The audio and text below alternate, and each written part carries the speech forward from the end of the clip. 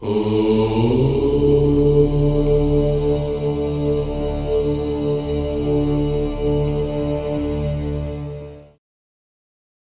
ఏ సమయంలో నష్టపోతారు?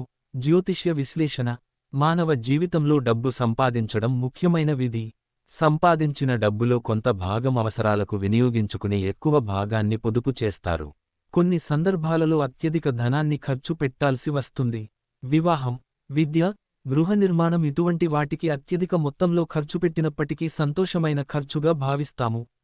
ఆ విధంగా కాకుండా వ్యాపారంలో నష్టం, మోసపోవడం, అనారోగ్యం, వీటి కొరకు అత్యధిక ధన నష్టం జరిగినప్పుడు బాధాకరంగా ఉంటుంది.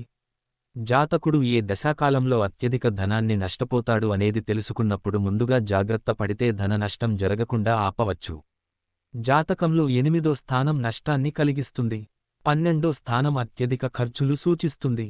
12వ స్థానానికి, ధనస్థానానికి సంబంధం ఏర్పడినప్పుడు ఆ దశ, అంతర్దశ కాలంలో అత్యధిక ధనాన్ని జాతకుడు కోల్పోతాడు.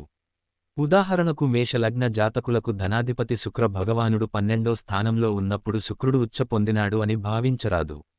శుక్రుడు యొక్క దశాకాలంలో తీవ్రమైన ధన నష్టాన్ని జాతకుడు అనుభవిస్తాడు.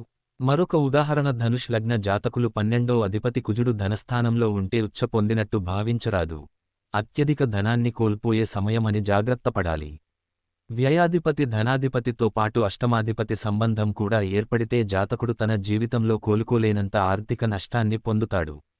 ఒకరిని నమ్మి లిటిగేషన్లో ఉన్న స్థలం కొనడం, క్రిప్టోకరెన్సీ, బిట్ కాయిన్, షేర్ మార్కెట్లలో డబ్బు పెట్టడం, జూదం వంటి వాటి వలన అత్యధిక ధనాన్ని నష్టపోతారు.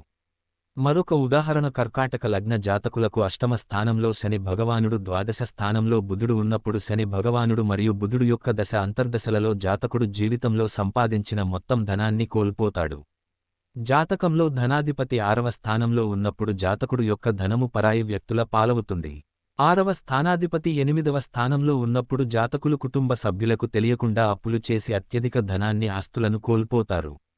ధనాధిపతి 6, 8, 12 స్థానాలలో సంబంధం ఏర్పడినప్పుడు, అష్టమాధిపతి, 6వధిపతి, ధనాధిపతితో సంబంధం ఏర్పడినప్పుడు, 8, 12 స్థానాలలో గ్రహాలు బలం పొందినప్పుడు ఈ విధమైన ఆర్థిక నష్టాలు ఆ దశ అంతర్దశ కాలంలో జరుగుతాయి.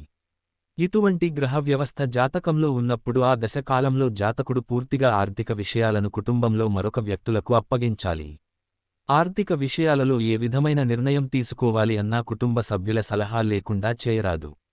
ఉదాహరణకు భార్య జాతకంలో ఈ గ్రహ వ్యవస్థ ఉన్నప్పుడు ఆర్థిక నిర్ణయాలు అన్ని పూర్తిగా భర్తకు అప్పగించాలి. భర్త జాతకంలో ఉన్నప్పుడు భార్య కానీ తమ సంతానం యొక్క సలహా సంప్రదింపులతో ఆర్థిక వ్యవహారాలు నడపాల్సి ఉంటుంది. ఏది ఏమైనా జాతకంలో అత్యంత సూక్ష్మంగా పరిశీలించి సరైన సమయంలో సరైన నిర్ణయాలు తీసుకున్నప్పుడు సంపాదించిన ఆస్తి, పూర్వీకులు ఇచ్చిన ఆస్తులు తాను అనుభవించి తర్వాత వారసులకు ఇవ్వగలుగుతారు. Thanks for watching. ఈ వీడియో మీకు నచ్చితే లైక్ అండ్ షేర్ చేస్తూ కామెంట్ చేసి ఈ ఛానల్ ను సబ్స్క్రైబ్ చేస్తారని ఆశిస్తూ once again thank you very much.